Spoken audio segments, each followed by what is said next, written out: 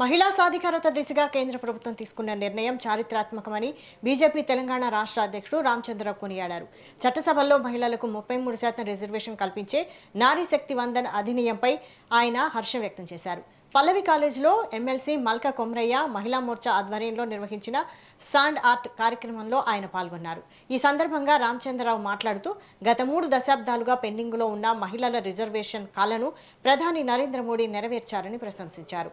2029 నుంచి అమల్లోకి రానున్న ఈ రిజర్వేషన్లు దేశ రాజకీయాల్లో మహిళల భాగస్వామ్యాన్ని గణనీయంగా పెంచుతాయని ధీమా వ్యక్తం చేశారు. మహిళలకు ఈ అపూర్వమైన గౌరవాన్ని అందించేందుకు గాను తెలంగాణ మహిళా లోకం తరపున ప్రధాని మోడీకి ఆయన ప్రత్యేక కృతజ్ఞతలు తెలియజేశారు.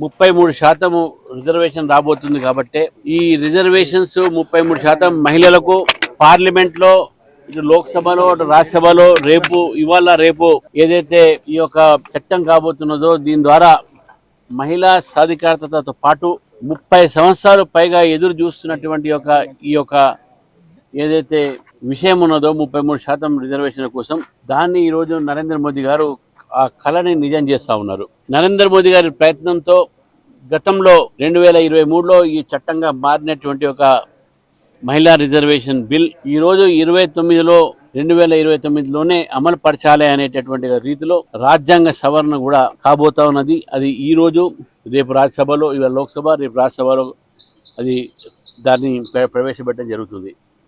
నరేంద్ర మోదీ గారి ప్రయత్నంతో 30 సంవత్సరాలు ఎదురు చూసినటువంటి ఈ చట్టము ఈ కళ మహిళల కళ నిజం కాబోతా ఉంది.